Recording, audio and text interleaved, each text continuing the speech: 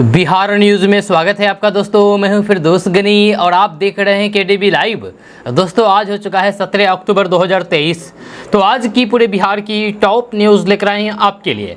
दोस्तों वीडियो शुरू करने से पहले आपको बता दें कि अगर आप नए आए हैं इस चैनल पर तो फिर चैनल को सब्सक्राइब करके बेल आइकन को प्रेस कर दीजिए और साथ ही वीडियो को लाइक कर दीजिए, अपने दोस्तों के साथ शेयर भी कीजिए। तो चलिए शुरू करते हैं आज की पूरे बिहार की टॉप न्यूज़। दोस्तों आज बिहार न्यूज़ की शुरुआत टॉप हेडलाइन के साथ करते हैं। तो बात करते हैं कि शिक्षक नियुक्ति की परीक्षा देने वाले छात्रों का इंतजार हुआ खत्म, जाने कब आ रहे हैं शिक्षक भर्ती परीक्षा का रिजल्ट, आगे आपको बताएंगे विस्तार से। बिहार में जमीन पर बैठ करके अब नहीं पढ़ेंगे बच्चे, सरकारी स्कूलों को मिली फर्नीचर खरीदने की हिदायत। बिहार में अंतिम चरण में मानसून, भारी बारिश का अलर्ट। पश्चिमी चंपारण के इन अस्पतालों में निकाल लिए जाते हैं मरीजों के अंग, विभाग चला रहा है छापेमारी अभियान। रामचरितमानस के बाद स्वामी प्रसाद मौर्य ने छेड़ा नया राग, बोले जिन्ना ने नहीं बल्कि सावरकर ने कराया था देश का बंटवारा। नवरात्रि में टीचर ट्रेनिंग पर सियासी बवाल, गिरिराज सिंह बोले हिंदू धर्म का अपमान कर रहे हैं नीतीश कुमार। बिहार में खेती में होगा बड़ा बदलाव, वैज्ञानिकों ने बता दिया कैसे बनेंगे चतुर्थ कृषि रोड मैप से मालामाल। बिहार पंचायती राज विभाग में 3559 पंचायत सचिव पदों की भर्ती, इंटर पास करे आवेदन, 9 नवंबर तक है।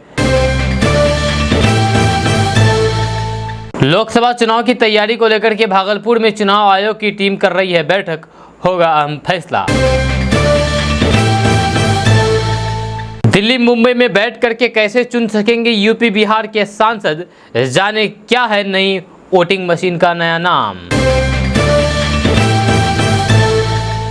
एसबीआई कस्टमर अलर्ट, यूपीआई से पेमेंट करने में आ रही है दिक्कत, यह है बड़ा कारण। बिजली उपभोक्ताओं को राहत, नए ऐप से खुद जनरेट करे बिल, ये सुविधाएं भी आपको मिलेगी। डेंगू के बढ़ रहे मरीज, 24 घंटे में 355 नए मामले, डरा रहे हैं बढ़ते मरीजों के आंकड़े। बिहार में प्रमोशन देने के लिए सरकारी विभागों ने बढ़ाया एक और कदम, कर्मचारियों को मिली 24 घंटे की मोहलत। बिहार में कल से हुई शिक्षक आवासीय ट्रेनिंग शुरू, डेट बदलने को लेकर के टीचरों ने लिखा लेटर, आंदोलन की दी चेतावनी। इस हफ्ते है छुट्टियां ही छुट्टियां, इतने दिन बंद रहेंगे स्कूल, बच्चों की होगी मौज। जाते गन्ना पर नीतीश सरकार को सुप्रीम कोर्ट से बड़ी राहत, शीर्ष अदालत में खारिज हुई एक और याचिका। सीएम नीतीश के लिए ये 3 बड़े वोट बैंक बन सकते हैं परेशानी का सबब, जाने कैसे और कौन है वो वोट बैंक। लालू परिवार को कोर्ट से मिली बड़ी राहत, लैंड फॉर जॉब मामले में अदालत ने स्वीकार किया आरजेडी प्रमुख लालू प्रसाद यादव का अनुरोध। कभी भी घोषित हो सकता है Bihar DElEd result, in step से कर सकेंगे जांच। नियोजित शिक्षकों के पक्ष में खड़ी हुई माले, राज्यकर्मी का दर्जा देने को परीक्षा लेने का जताया विरोध। स्वास्थ्य मंत्री जी देखिए अपने अस्पताल का हाल, जो है बेहाल, विकास के दावे पर पलिता लगाती शर्मनाक तस्वीर से कैसे करेंगे इनकार। सीबीएसई स्कूलों में बच्चों को स्किल डेवलपमेंट का भी दिया जाएगा प्रशिक्षण, बेहतर करियर बनाने में मिलेगी मदद। तो बात करते हैं कि बिहार से बड़ी खबर सामने आ रही है कि बिहार की डिप्टी सीएम तेजस्वी यादव अब आसानी से विदेश दौरे पर जा सकेंगे। जब कोर्ट ने उन्हें विदेश जाने की इजाज़त दे दी है। जब तेजस्वी यादव 24 अक्टूबर से 1 नवंबर के लिए जापान जाना चाहते हैं, जहां इनके लिए उन्हें कोर्ट से जापान जाने और फिर पासपोर्ट रिलीज करने के निर्देश जारी करने की मांग की थी। जब तेजस्वी यादव जमीन के बदले नौकरी और फिर IRCTC होटल में टेंडर घोटाला मामले में आरोपी हैं। आपको बता दूं कि बिहार में दबी जुबान से तेजस्वी की ताजपोशी की बातें भी हो रही है। दरअसल जातिगत सर्वे रिपोर्ट सार्वजनिक होने के बाद से ही बिहार की सियासत में हलचल है। आबादी के अनुरूप आरक्षण और फिर जिसकी जितनी भागीदारी उसकी उतनी हिस्सेदारी की बातें हो रही है। इस बीच विभिन्न जातियों के नेता अपनी अपनी जातियों को प्रतिनिधित्व देने की मांग कर रहे हैं। जातीय सर्वे के आंकड़े पर गौर करें तो बिहार में यादव की संख्या 14% से अधिक है। यादव जाति से डिप्टी सीएम तेजस्वी यादव है और फिर 17.70% हिस्सेदारी वाले मुस्लिम समुदाय का पूरा समर्थन होने का दावा किया जाता है। ऐसे में दबी जुबान से ही सही 2.87% हिस्सेदारी वाली कुर्मी जाति से आने वाले मुख्यमंत्री नीतीश कुमार से पीएम की कुर्सी छोड़ने और फिर तेजस्वी यादव को सीएम बनाने की तैयारी सियासी गलियारों में उठने लगी है। ऐसे में दबी जुबान से ही सही 2.87% हिस्से वाली कुर्मी जाति से आने वाले मुख्यमंत्री नीतीश कुमार से सीएम की कुर्सी छोड़ने और तेजस्वी यादव को सीएम बनाने की बातें भी सियासी गलियारों में उड़ने लगी है। दोस्तों बात करते हैं कि बिहार पंचायती राज विभाग में 3559 पंचायत सचिव पदों की भर्ती होने वाली है। अगर आप इंटर पास हैं तो आप इसके लिए 9 नवंबर तक आवेदन कर सकते हैं। पंचायत सचिव की सरकारी नौकरी की इच्छुक या फिर बिहार में 12वीं पास सरकारी नौकरी की इच्छा रखने वाले उम्मीदवार के लिए ये काम की खबर है। बिहार सरकार के पंचायती राज विभाग में लेवल 3 के पदों के अंतर्गत पंचायत सचिव के खाली पड़े पदों पर भर्ती के लिए अधिसूचना जारी की गई है। इस भर्ती की अधिसूचना के मुताबिक कुल 3532 पदों पर भर्ती की जानी है, जहाँ इनमें से 1746 पद अनारक्षित है, जिसके लिए अन्य राज्यों के उम्मीदवार भी आवेदन कर सकते हैं।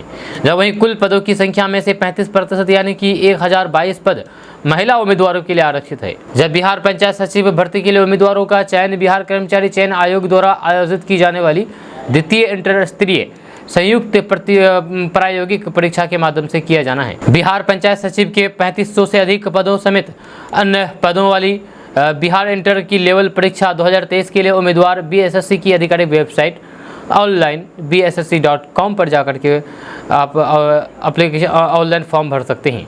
आपको बता दूं कि इसके लिए 11,098 पदों पर भर्ती निकली है, यानी कि इन पदों पर बिहार के लोगों को नौकरी दी जाएगी।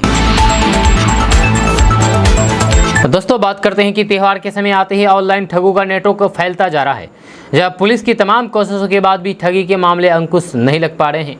इस बार बिहार के पश्चिमी चंपारण से ठगी का एक मामला सामने आया है, जहां नगर पंचायत चनपटिया की रहने वाली एक महिला से ऑनलाइन शॉपिंग के नाम पर 23,300 रुपये की ठगी कर ली गई। जब महिला नगर पंचायत चनपटिया में वार्ड नंबर 5 निवासी व्यवसायी देव प्रकाश कुमार की पत्नी पूजा कुमारी है। पीड़ित महिला का कहना है कि बीते सप्ताह शाम में एक अज्ञात मोबाइल नंबर से कॉल आया, जब कॉल करने वालों ने बताया है कि मैं तुम्हारा भाई लंदन से बात कर रहा हूं, तुम्हारे लिए कुछ सामान भेज रहा हूं, इसमें कुछ टैक्स देना है जिसमें पैसे कम पड़ रहे हैं। साइबर ठग ने महिला के व्हाट्सएप पर कुछ साड़ियां और फिर आभूषण की तस्वीर भी भेजे। जब पसंद कराने के बाद टैक्स के रूप में कम पड़ रहे 23,300 रुपये ऑनलाइन ले लिए। जब तय समय पर सामान नहीं पहुंचा तो फिर महिला को शक होने लगा। जब उसके बाद उस नंबर पर फ़ोन की तो फिर उधर से साइबर ठग गाली गलौज करने लगा। जब चनपटिया थाने में पीड़ित महिला ने आवेदन देकर के न्याय की गुहार लगाई है। जब पीड़िता के पति देव प्रकाश ने बताया है कि उनकी पत्नी गहना बेचकर के परिवार के लोगों को बिना बताए पैसे भेजी थी। देव प्रकाश घोगा चौक पर एक होटल चलाते हैं, लेकिन इनसे साइबर ठगों ने 23,000 रुपये ठग लिए हैं। तो ऐसे में अगर आपके पास भी इस तरीके का कोई कॉल आता है तो आप सावधान हो जाइए, सतर्क रहें, नहीं तो फिर आपके भी बैंक अकाउंट खाली हो सकता है। दोस्तों बात करते हैं कि बिहार के सभी सरकारी कार्यालय शनिवार और रविवार को भी अब खुले रहेंगे। बिहार सरकार ने साप्ताहिक छुट्टियां रद्द कर दी है। इसको लेकर के सरकार ने आदेश जारी कर दिया है। इसको लेकर के सरकार के अपर सचिव की तरफ से आदेश जारी किया गया है। इसके पीछे की वजह बिहार सरकार प्रमोशन में रिजर्वेशन को तत्काल प्रभाव से लागू करने का जो निर्णय लिया है वो बताया जा रहा है। दरअसल बिहार सरकार के अपर सचिव की तरफ से जो आदेश जारी किया गया है उसमें कहा गया है कि राज्य के प्रशासनिक हित में प्रमोशन में रिजर्वेशन को लेकर के जो योजना बनाई गई है उसके कार्यों के निष्पादन के लिए विभागीय आदेश के अनुसार 3, 4, 8, 9, 12, 14, 15, 16, 17, 24 और 27 तारीख के सभी सरकारी दफ्तर सामान्य कार्य दिवस की तरह खुले रहेंगे। वहीं कार्यालय खोले जाने के आदेश के बाद माना जा रहा है कि अगले सप्ताह के दूसरे दिन से प्रमोशन की नोटिफिकेशन जारी होना शुरू हो जाएगा। दोस्तों बात करते हैं कि बिहार के पूर्व मुख्यमंत्री और राजद सुप्रीमो लालू प्रसाद यादव का एक वीडियो तेजी से इंटरनेट पर वायरल हो रहा है। इस वीडियो में लालू प्रसाद यादव अपनी पोती को दुलार करते हुए दिखाई दे रहे हैं। इस वीडियो को लालू प्रसाद यादव की पत्नी और बिहार के पूर्व मुख्यमंत्री राबड़ी देवी ने अपने एक्स हैंडल पर शेयर किया है। दरअसल लालू यादव का पोती के साथ खेलते और फिर उसे दुलार करने का ये वीडियो एक चार्टर्ड फ्लाइट में बनाया गया है। इसमें देखा जा सकता है कि तेजस्वी यादव अपनी बेटी को उठाए हुए हैं और उनके बगल में ही लालू प्रसाद यादव भी बैठे हुए हैं। लालू यादव अपनी पोती को देख करके कभी गाल फुलाते हैं तो कभी उसे आंख दिखाते हैं। लालू यादव की इन भाव भंगिमाओं को देख करके पोती कात्यायनी भी मुस्कुराती है। जब पोती कात्यायनी के साथ अट खेलें और फिर दुलार करते हुए दादा लालू यादव का ये वीडियो अब वायरल हो रहा है। इसे 4 लाख से ज़्यादा बार देख चुका है और 8,000 से ज़्यादा लोगों ने इसे लाइक भी किया है। दोस्तों बात करते हैं कि समाजवादी पार्टी के नेता और भाजपा के पूर्व मंत्री रहे स्वामी प्रसाद मौर्य रामचरितमानस और मनुस्मृति जैसे ग्रंथों पर टिप्पणी करने के बाद एक बार फिर से सुर्खियों में आ गए हैं। इस बार उन्होंने सनातन धर्म से जुड़े हुए किसी ग्रंथ पर नहीं बल्कि देश का बंटवारे का पर बयान दिया है। यूपी के बांदा जिले में एक कार्यक्रम में पहुंचे स्वामी प्रसाद मौर्य ने कहा है कि भारत का बंटवारा मोहम्मद अली जिन्ना की वजह से नहीं बल्कि भारत का बंटवारा हिंदू महासभा और विनायक दामोदर सावरकर की वजह से हुआ था। इस बयान के सामने आने के बाद वे एक बार फिर से चर्चाओं में आ गए हैं। दोस्तों बिहार में शिक्षा विभाग ने शिक्षकों के लिए नया फरमान सुनाया। इसके बाद अब टीचर्स संघ भड़क गए हैं। जैसे कि आपको पता है कि शिक्षा विभाग ने दुर्गा पूजा की छुट्टियों में शिक्षक अब ट्रेनिंग ले रहे हैं। इसको लेकर के शिक्षक संघ भड़के हुए हैं। शिक्षक संघ ने नीतीश सरकार के इस फैसले को वापस लेने की मांग की है। रिपोर्ट्स के मुताबिक बिहार एजुकेशन डिपार्टमेंट के आदेश को लेकर के शिक्षक संघ के संयोजन ने अपनी प्रतिक्रिया दी है। राजू सिंह ने कहा कि राज्य के सरकारी स्कूलों में नवरात्रि की छुट्टी पहले ही से घोषित है, जिसकी घोषणा खुद राज्य सरकार नए साल की शुरुआत में करती है। उन्होंने कहा कि कई ऐसे शिक्षक होते हैं जो नवरात्रि में 9 दिनों का उपवास रखते हैं, जब फलाहार करते हैं। ऐसे में शिक्षकों की ट्रेनिंग फैसले का प्रभाव उन पर पड़ेगा। बिहार सरकार का आवासीय प्रशिक्षण का आदेश किसी भी तरह कहीं से उचित नहीं है। वहीं पर केंद्रीय मंत्री गिरिराज सिंह ने बिहार सरकार पर निशाना साधा है। उन्होंने शिक्षकों के विरोध में तुगलकी फरमान जारी करने का आरोप लगाया है। आपको बता दें कि 15 अक्टूबर से नवरात्रि शुरू हो गए हैं। जहां आपको साथ ही ये भी बता दें कि सूचना एवं जनसंपर्क विभाग बिहार सरकार की ओर से जारी आदेश में कहा गया है कि 16 से 21 अक्टूबर के बीच गया जिले में शिक्षकों की आवासीय ट्रेनिंग होगी। इसका शेड्यूल भी जारी कर दिया गया है और अब ये ट्रेनिंग भी शुरू हो गई है। अब इस प्रशिक्षण से न केवल शिक्षक संघ बल्कि बीजेपी भी आग बबूला है, लेकिन राजद के साथ साथ जदयू सरकार के इस प्रशिक्षण को सही बता रही है। दोस्तों बात करते हैं कि बिहार में आगामी चुनाव को देखते हुए सियासी पारा चढ़ा हुआ है। वहीं बिहार सरकार भी चुनावी सौगात देने से पीछे नहीं हट रही है। इसी क्रम में राज्यकर्मियों के प्रमोशन को लेकर के चर्चा तेज हो चुकी है। करीब 7 साल से अधर में पड़े प्रमोशन पर सरकार मंथन कर रही है। राज्य सरकार की कर्मचारियों का प्रमोशन के साथ सैलरी भी बढ़ाई जाएगी। बिहार सरकार राज्य कर्मियों को प्रमोशन मिलने की खुशी के साथ ही एक चिंता भी सता रही है कि अगर सुप्रीम कोर्ट का फैसला खिलाफ में आया तो फिर क्या होगा। तो दोस्तों बात करते हैं कि बिहार में लोकसभा चुनाव के साथ साथ विधानसभा चुनाव की भी सुगबुगाहट शुरू हो चुकी है। राजनीतिक पार्टियां मतदाताओं को लुभाने के लिए तरह तरह के सियासी वादे कर रहे हैं। जब वहीं बिहार के मुख्यमंत्री नीतीश कुमार भी भाजपा के खिलाफ रणनीति बनाते हुए अपनी सियासी पकड़ मजबूत करने में जुटे हुए हैं। जब चुनावी मौसम में नीतीश कुमार भाजपा के खिलाफ माहौल तो बना रहे हैं, लेकिन खुद अपने ही प्रदेश में अपने ही राज्य में उनसे वो वोटर खफा चल रहे हैं, जो कि आगामी चुनाव में नीतीश सरकार के लिए परेशानी का सबब बन सकते हैं। 3 खास वोटर्स नीतीश कुमार से नाराज चल रहे हैं। नंबर 1, प्रदेश के गांवों के पंचायत प्रमुख यानी कि मुखिया संघ। सिपाही भर्ती परीक्षा में पेपर लीक मामले से रद्द हुई परीक्षा और फिर बेरोजगारी की मार झेल रहे युवा बिहार सरकार से काफी नाराज चल रहे हैं। वहीं तीसरे नंबर पर नियुक्ति परीक्षा के बावजूद बहाली नहीं होने से शिक्षक अभ्यर्थी नाराज चल रहे हैं। या शिक्षक अभ्यर्थियों की नाराजगी इस वजह से और भी ज़्यादा बढ़ गई है कि एलिजिबिलिटी एग्जाम पास करना ज़रूरी है। इसके लिए मौका भी और सिर्फ 3 बार मिलेगा। ये 3 खास वोटर्स नीतीश सरकार से नाराज चल रहे हैं। और इसका असर शायद आगामी लोकसभा और फिर विधानसभा चुनाव पर भी देखने को मिल सकता है, क्योंकि इन तीनों के पास काफ़ी अच्छा खासा वोट बैंक है। सबसे ज़्यादा वोट बैंक तो मुखिया के पास है, क्योंकि बिहार के एक एक मुखिया के पास हजारों हजार का वोटर हैं। ऐसे में पूरे बिहार के मुखिया अभी नाराज चल रहे हैं नीतीश सरकार के से। ऐसे में आने वाले चुनाव में बिहार के मुखिया नीतीश सरकार के खिलाफ बगावत कर सकते हैं और मुखिया द्वारा अपना वोटर्स को जेडीयू के पक्ष में वोट ना देने की अपील भी कर सकते हैं। ये हो सकता है, जिसको लेकर के नीतीश सरकार अब टेंशन में है। दोस्तों बात करते हैं कि लैंड फॉर जॉब मामले में लालू परिवार को कोर्ट से बड़ी राहत मिली है। दिल्ली कोर्ट ने सोमवार को इस मामले में सुनवाई की। लालू परिवार के वकील ने कोर्ट से अनुरोध किया है कि इस मामले में लालू यादव, राबड़ी देवी, तेजस्वी यादव को व्यक्ति पेशी से छूट मिले। जब कोर्ट ने उनके अनुरोध को स्वीकार किया है, साथ ही मामले की अगली सुनवाई 2 नवंबर को होगी। इस मामले में राजद सुप्रीमो लालू प्रसाद यादव, उनकी पत्नी और फिर बिहार के पूर्व मुख्यमंत्री राबड़ी देवी, बेटी मीसा भारती आदि आरोपित हैं। जब वहीं इस मामले में सीबीआई ने बिहार के डिप्टी सीएम तेजस्वी यादव को भी इस घोटाले में आरोपी बनाया है। इसी साल 4 जुलाई को सीबीआई ने सप्लीमेंट्री चार्जशीट दायर की थी, जिसमें पहली बार तेजस्वी यादव का नाम शामिल किया गया था। बिहार में ये घोटाला 14 साल पहले का है। यह केंद्र में यूपी की सरकार थी और फिर लालू यादव रेल मंत्री थे। इस मामले में 18 मई 2022 को सीबीआई ने केस दर्ज किया था। सीबीआई के मुताबिक लोगों को पहले रेलवे में ग्रुप डी के पदों पर सब्स्टिट्यूट के तौर पर भर्ती किया गया और जब जमीन का सौदा किया गया तो फिर इन्हें रेगुलर कर दिया गया।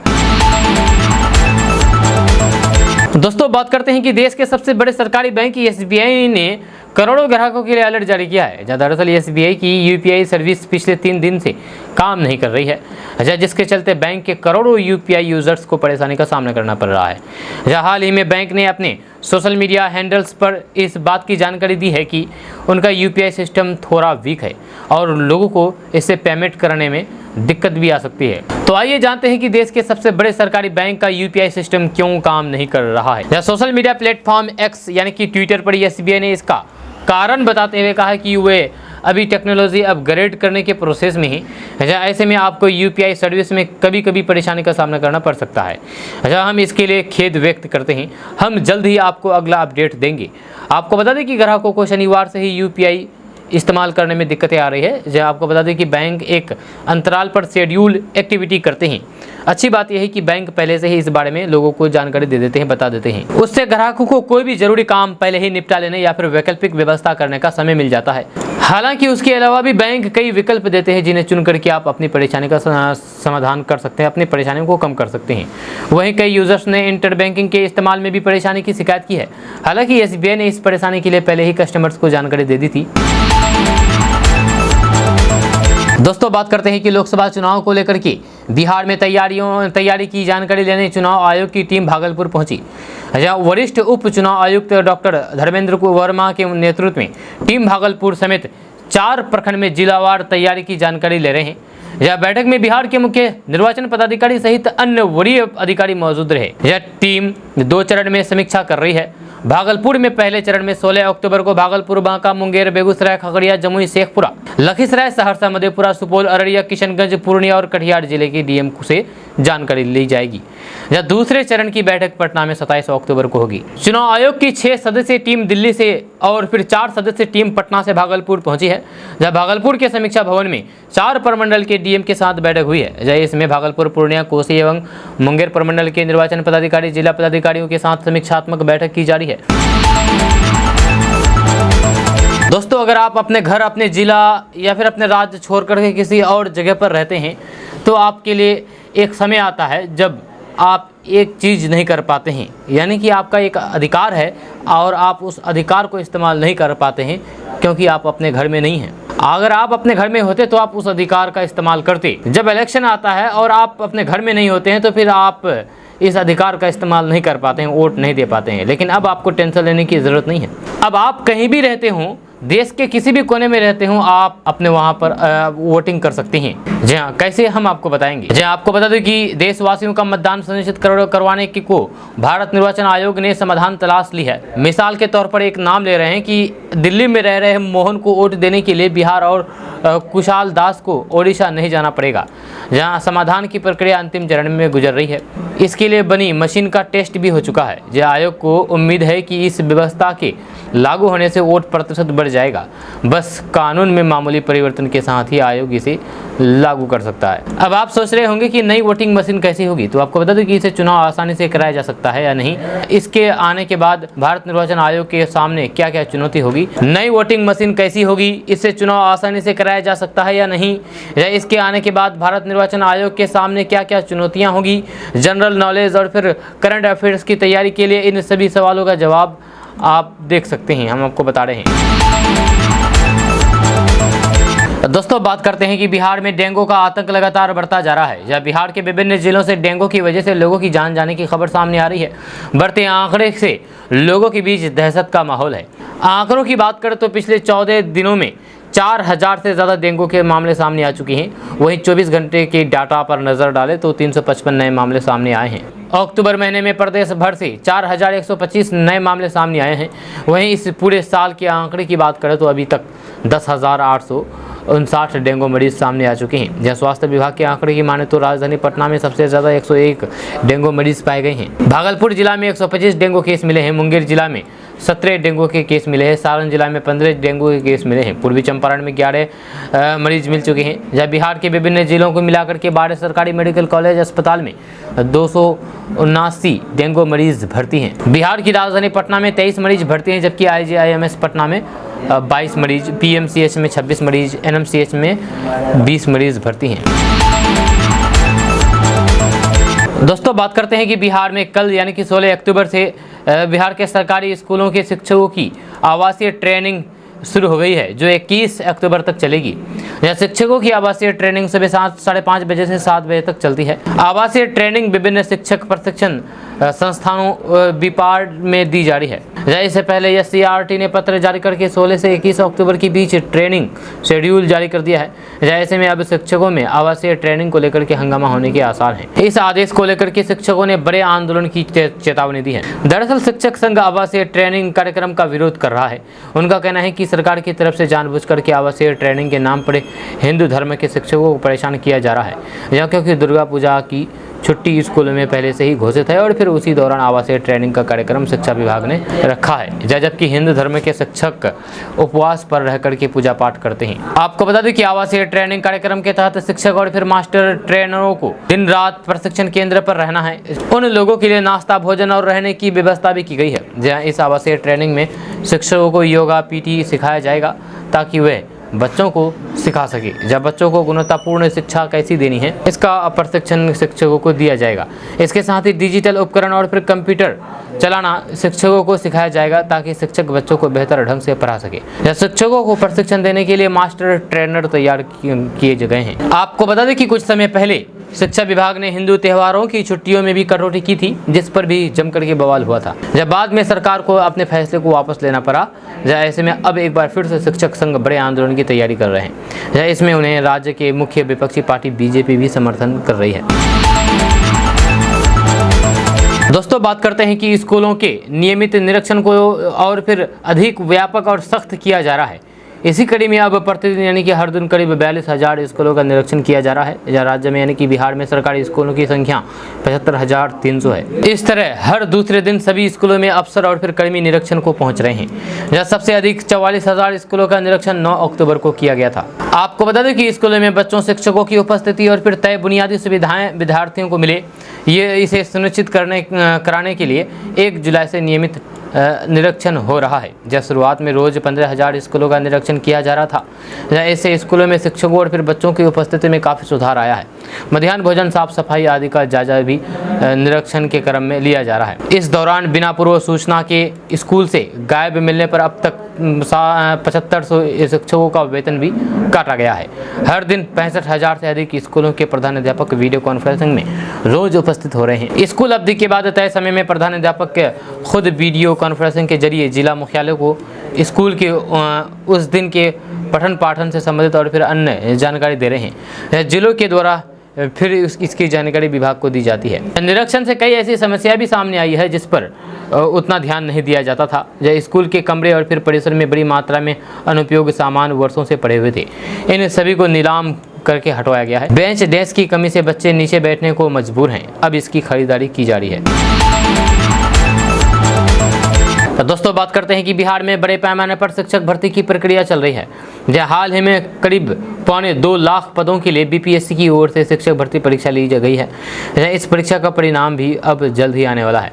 इस बीच सबसे बड़ी समस्या बीएड अभ्यर्थियों के आगे आ गई है। सुप्रीम कोर्ट के एक फरमान के बाद बीएड अभ्यर्थियों को प्राइमरी कक्षाओं के लिए पात्र नहीं माना गया है, जिसके बाद बिहार में शिक्षक बहाली परीक्षा में शामिल 3,90,000 बीएड योग्यताधारी अभ्यर्थियों के भाग्य का फैसला अधर में लटका हुआ है। बिहार सरकार ने सुप्रीम कोर्ट का दरवाजा खटखटाया है और फिर अब इस मामले में बड़ी सुनवाई 20 अक्टूबर को होने वाली है।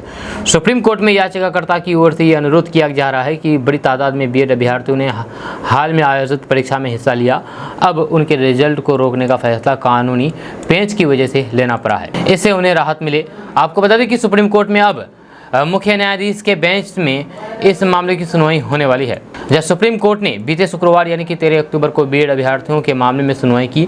बीपीएससी की ओर से प्राथमिक शिक्षक के करीब 79,000 पदों पर भर्ती चल रही बहाली प्रक्रिया में बीएड अभ्यर्थियों का रिजल्ट जारी करने की मांग को लेकर के दायर रिट याचिका की सुनवाई शुक्रवार को जस्टिस एएस बोपन्ना और फिर एम सुंदरेश की खंडपीठ में हुई। दोस्तों बात करते हैं कि अक्टूबर में कई त्यौहार मनाए जाएंगे। ऐसे में बच्चों को लॉन्ग वीकेंड यानी कि लंबी छुट्टी की सौगात मिलने वाली है। इसमें कोई शक नहीं है कि बच्चों को त्यौहार का सबसे ज़्यादा इंतजार रहता है। जहाँ शॉपिंग, खाना पीना, नए कपड़े, दोस्तों रिश्तेदारों से मेल मुलाकात के अलावा स्कूलों में होने वाली छुट्टी उनका मज़ा दोगुना कर देती है। नवरात्रि शुरू होने के साथ ही छोटे बच्चे खुश रहने लग जाते हैं।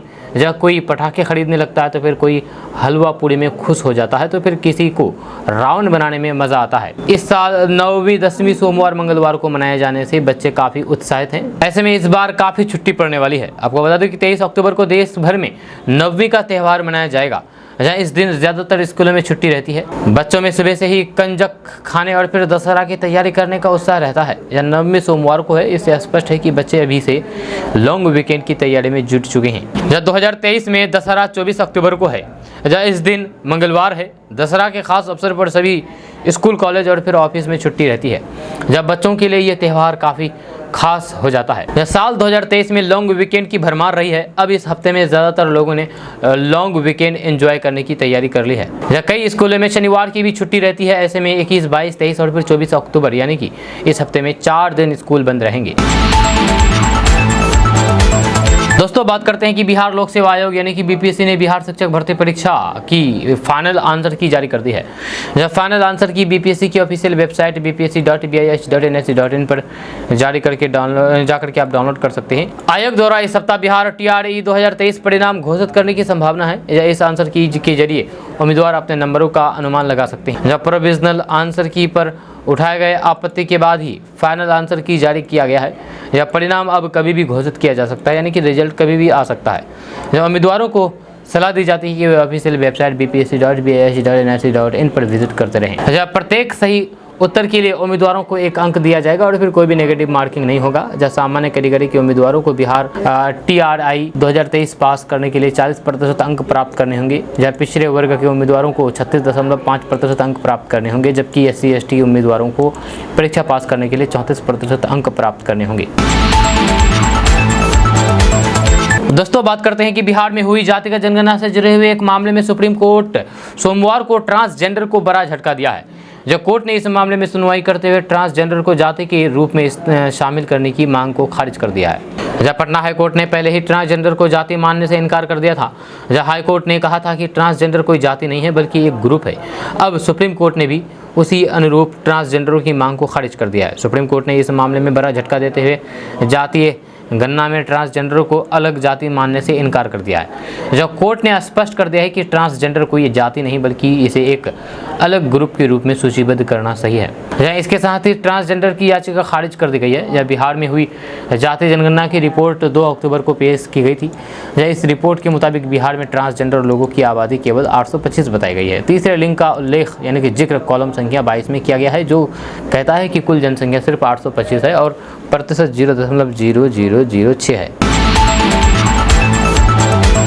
दोस्तों बात करते हैं कि स्वास्थ्य विभाग के साथ ही उप मुख्यमंत्री तेजस्वी यादव भले ही बिहार के अस्पतालों की व्यवस्था के चाक चौबंद होने का दावा कर रहे हों, लेकिन बिहार के कहीं ना कहीं से ऐसी तस्वीरें सामने आ रही है उनके दावे की पोल खोल देती है। जब स्वास्थ्य मंत्री सह उप मुख्यमंत्री तेजस्वी यादव ने जब से बिहार में महागठबंधन की सरकार बनाई है, तब से ही बिहार के अस्पतालों को लेकर के विशेष ध्यान देने का दावा करते रहे हैं। स्वास्थ्य विभाग के अधिकारी जब जांच के लिए पहुंचते हैं तो फिर सब कुछ ठीक दिखाया जाता है, या उनके जाते ही वही पुरानी व्यवस्था फिर दिख रही है। आपको बता दें कि छपरा संसदीय सीट का प्रतिनिधित्व राजद सुप्रीमो लालू प्रसाद यादव कर चुके हैं। यह छपरा पर उनकी शुरू से इनायत रही है। इसके बावजूद सदर अस्पताल की स्वास्थ्य व्यवस्था लचर ही लचर रही है। जब छपरा सदर अस्पताल में विशेष टीम के आने के बाद सभी जगह साफ सफाई से लेकर के सभी चिकित्सक मौजूद रहा करते थे। बेड पर चादर बिछा होता रहता है, यानी कि व्यवस्था के बिल्कुल भी ठीक होने का दावा। अब जरा वास्तविक स्थिति पर देखिए तो बात यह है कि बिस्तर पर चादर की बात तो छोड़ ही दीजिए, बेड के सीट की ही चिथरा उड़ी हुई है। जब बेड ही टूट पड़ा है, मरीज इस पर इलाज कराने के बजाय और बीमार हो जाए, इतना हो तो भी चल जाए। डॉक्टर साहब है, अरे इन्हें कहाँ फुर्सत है मरीज को देखने की। डॉक्टर है मरीज के बाई माई बाप, ये गायब रहते हैं तो फिर कौन उनसे सवाल करे। रहते भी हैं तो फिर क्या मजाल कि मरीज उनसे इलाज की बात कर दें, कहीं भड़क गए तो। डॉक्टर साहब है तो फिर कमांडर साहब का रुतबा भी कैसे कम हो। उनकी मनमानी से तो मरीज त्राहिमाम करते ही हैं। स्थानीय निवासी के साथ मरीज कंपाउंडर पर दलाली का आरोप लगाते हैं। मरीज मर्ज से परेशान है तो फिर छपरा का सदर अस्पताल रोग का निदान करने वाला स्थान ना होकर के मरीजों के लिए परेशानी का जगह बन गया है। ऐसे में रोग से परेशान गरीब लोग करे भी तो क्या करे। स्वास्थ्य मंत्री जी देखिए जरा छपरा सदर अस्पताल का हाल क्या है। दोस्तों बात करते हैं कि बिहार पुलिस मुख्यालय ने दुर्गा पूजा समेत आगामी पर्व त्यौहार को लेकर के सभी जिलों को अलर्ट जारी कर दिया है। पुलिस कर्मियों की 20 से 29 अक्टूबर तक छुट्टी रद्द करने का आदेश भी जारी कर दिया गया है। इसके साथ ही हथियार सत्यापन करवाने का भी आदेश जारी कर दिया है। वहीं विधि व्यवस्था के अपर पुलिस महानिदेशक संजय सिंह ने बताया है कि दुर्गा पूजा के लिए जिला पुलिस बल के अतिरिक्त पुलिस मुख्यालय के स्तर से 12,500 सिपाही लगाए जाएंगे, जहाँ बिहार विशेष सशस्त्र पुलिस की 33 कंपनी भी प्रतिनियुक्ति की जा रही है। केंद्र से 12 कंपनी केंद्रीय सशस्त्र पुलिस बल का भी अनुरोध किया गया था, जहां इसे पटना, सीवान, मुंगेर, नवादा समेत अन्य संवेदनशील जिलों में प्रतिनियुक्त किया गया है। इसके साथ ही राज्य में यानी कि बिहार में भी तेज आवाज वाले पटाखों पर प्रतिबंध लगा है। इसके साथ ही जुलूस में तय सीमा से अधिक आवाज में डीजे बजाने पर भी रोक है। डीजे में अश्लील या फिर सांप्रदायिक स्मृति को बिगाड़ने वाले गाना बजाने वालों पर कार्रवाई भी होगी। दोस्तों बात करेंगे कि बिहार विद्यालय विशिष्ट शिक्षक नियमावली 2023 में जिला शिक्षा अधिकारियों यानी कि डीईओ की शक्तियां बढ़ा दी गई है। यह नई नियमावली के तहत मिली शक्तियों के जरिए डीईओ अब शिक्षकों पर अनुशासनात्मक कार्रवाई भी कर सकेंगे। इस मामले में उनके पास प्रभावी शक्तियां होंगी, जहाँ अभी तक उन्हें यह अधिकार नहीं था। जहाँ शिक्षकों पर कार्रवाई का अधिकार नियोजन इकाइयाँ के पास है, लेकिन नई नियमावली प्रभावी होते ही ये शक्तियाँ डीईओ को मिलेगी। दोस्तों बात करेंगे कि शिक्षा विभाग के अपर मुख्य सचिव के पाठक को जब से विभाग की कमान दी गई है, जहां उनके एक से बढ़कर एक फरमान से शिक्षकों से लेकर के कर्मियों के बीच हरकत मच जाता है। जहां स्कूलों में पठन पाठन की व्यवस्था सुदृढ़ करने को लेकर के पाठक की ओर से कई कदम उठाए गए हैं। यहाँ तक कि वे खुद स्कूलों में जाकर के इन व्यवस्थाओं का जायजा ले रहे हैं। जहाँ के पाठक को लेकर के एक तरफ जहाँ खौफ भी देखा जाता है, तो फिर वहीं दूसरी तरफ कई ऐसे बदलाव उन्होंने किया है जिसकी सराहना भी की जा रही है। अब एक और बड़ा बदलाव शिक्षा विभाग की ओर से किया जा रहा है। बताया जा रहा है कि इस बदलाव की सहमति भी मिल चुकी है। दरअसल शिक्षा विभाग ने एक फैसला किया है जिससे विभाग के कामकाज करने में आसानी होगी। इसी कड़ी में विभाग ने राष्ट्रीय सूचना केंद्र यानी कि NIC की तर्ज पर खुद का एजेंसी गठन करने का निर्णय लिया है। जब बताया जा रहा है कि समीक्षा बैठक के दौरान पाया गया है कि शिक्षा विभाग की कई फाइलें NIC में अटकी है। इसके बाद विभाग ने अपना पोर्टल बनाने का फैसला किया। जब वहीं विभागीय फाइलों को सुरक्षित करने के लिए डिजिटल प्लेटफॉर्म तैयार किया जा रहा है। जब विभागीय अधिकारी इस काम में जुट गए हैं। दोस्तों बात करते हैं कि केंद्रीय माध्यमिक शिक्षा बोर्ड यानी कि CBSE ने राष्ट्रीय शिक्षा नीति 2020 के तहत स्कूलों में स्किल डेवलपमेंट को बढ़ावा देने के लिए PMKVY का चौथा चरण लागू किया है। इस नीति का उद्देश्य स्कूल या फिर कॉलेज छोड़ने वाले, स्कूल नहीं जाने वाले बच्चों और फिर 15 से 45 साल की आयु वर्ग के बेरोजगार युवाओं को उद्योग से जुड़े कौशल का प्रशिक्षण देना है।